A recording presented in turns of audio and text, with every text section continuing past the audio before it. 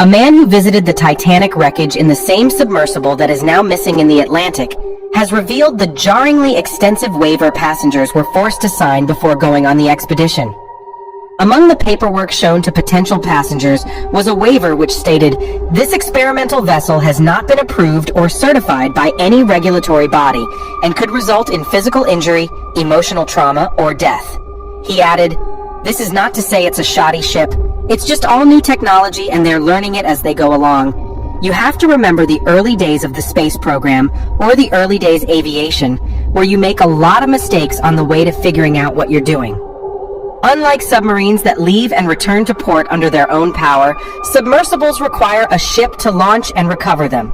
The writer said when he boarded the boat which takes passengers to the Titanic, a list is given to passengers which reveals they might not return from the trip. The only training Mr. Rice received before the trip was how to get into a survival suit. Beautifully designed inside, it feels sort of like a waiting room at a spa, quiet and comfortable. The descent took about 2.5 hours.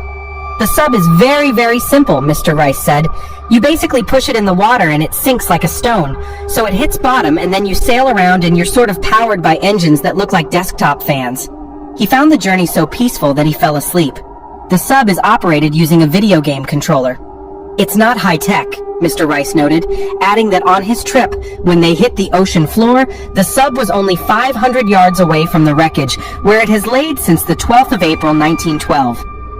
"But we didn't know where and the compass stopped working," Mr. Rice told the paper. "We spent about 90 minutes just hunting around trying to find the Titanic, but it's just so dark down there." They stumbled on the wreckage with only 20 minutes left to look at the ship. "That's just the luck of the draw. That's what you got. And you're at the mercy of weather and water and technical problems," Mr. Rice noted. "The porthole to look at the ship is only slightly larger than a washing machine door. It's a very tiny vessel in a very big ocean," he added. "It is built to go where no other vessel to go, so if it's stuck on the bottom of the ocean, I can't foresee a way out."